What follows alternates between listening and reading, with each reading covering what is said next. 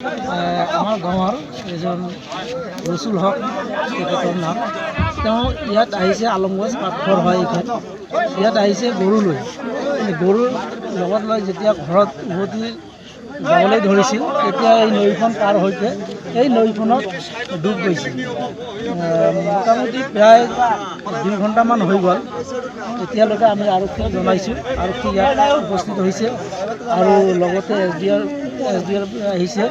ইয়াত মানে চেষ্টা কৰি আছে, এখেতে খুজি আছে, এতিয়ালৈকে মানুহজনক পোৱা নাই।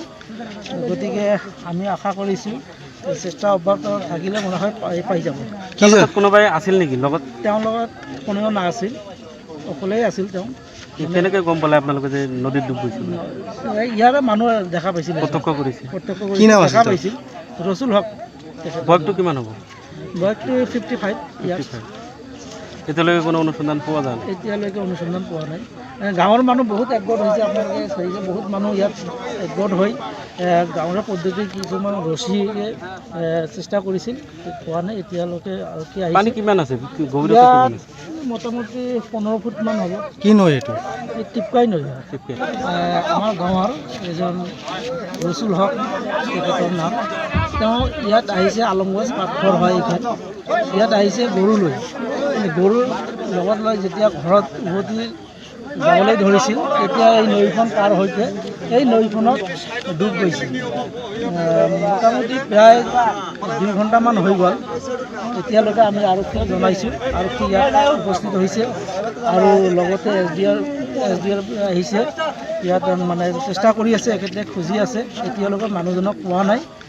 গতিকে আমি আশা কৰিছোঁ চেষ্টা অব্যাহত থাকিলে মনে হয় পাই যাব। কোনোবাই আছিল নেকি লগত? তেওঁৰ লগত কোনেও নাছিল, অকলেই আছিল তেওঁ। কেনেকৈ গম পালে আপোনালোকে যে নদীত ডুব গৈছিল? ইয়াৰে মানুহ দেখা পাইছিল, প্ৰত্যক্ষ কৰিছিল। দেখা পাইছিল। ৰচুল হক। বয়সটো কিমান হ'ব? বয়সটো 55 ইয়াৰ। এতিয়ালৈকে কোনো অনুসন্ধান পোৱা যায়? এতিয়ালৈকে অনুসন্ধান পোৱা নাই।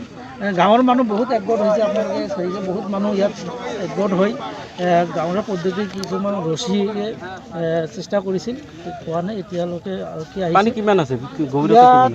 মোটামুটি 15 ফুটমান হ'ব। কি নৈ এইটো? এই টিপকাই নৈ। যিকোনো খবৰৰ বাবে যোগাযোগ কৰক আমাৰ এই নম্বৰত 9181 307 2221।